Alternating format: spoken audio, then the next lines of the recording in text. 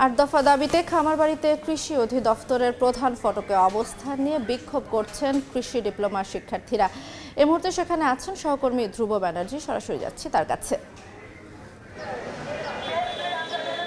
খামারবাড়িতে কৃষি সম্প্রসারণ অধিদপ্তরের যে প্রধান ফটক, সেই প্রধান ফটকটি কিন্তু এখন শিক্ষার্থীরা অর্থাৎ কৃষি ডিপ্লোমার যে শিক্ষার্থীরা রয়েছেন তারা কিন্তু এখন আটকে দিয়েছেন এবং এই মূল ফটকের সামনে দাঁড়িয়েই তারা মূলত স্লোগান দিচ্ছেন।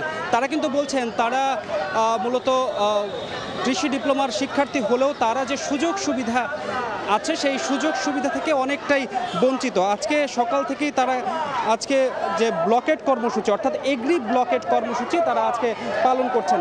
শুধুমাত্র এখানে ঢাকা থেকে যে শিক্ষার্থীরা এসেছেন তা কিন্তু নয়, এখানে ঢাকার বাইরে থেকে যারা কৃষি ডিপ্লোমার শিক্ষার্থীরা রয়েছেন তারাও কিন্তু এখানে এসেছেন এবং তারা বেশ কিছু দাবি তুলে ধরেছেন। তাদের দাবিগুলো মূলত 8 দফা দাবি তারা সামনে এনেছেন এবং সেই দাবিগুলোর মধ্যে উল্লেখযোগ্য দাবি যদি আমি বলি সেটা হচ্ছে কৃষি বিশ্ববিদ্যালয়ের যে উচ্চশিক্ষা গ্রহণের সুযোগ, সেই সুযোগটি তাদের দিতে হবে বলে তারা দাবি তুলেছেন। পাশাপাশি উপসহকারী কৃষি কর্মকর্তাকে 2য় শ্রেণীর কর্মচারী হিসেবে গেজেট করে প্রজ্ঞাপন জারি করতে হবে।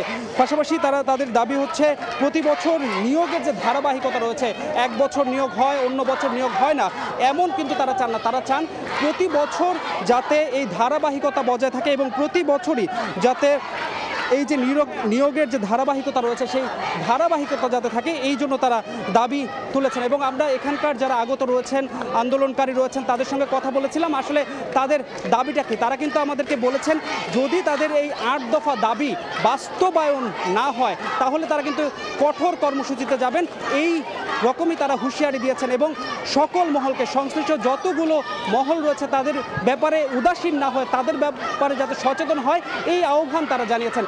এই ছিল খামারবাড়ি থেকে আমার কাছে সর্বশেষ।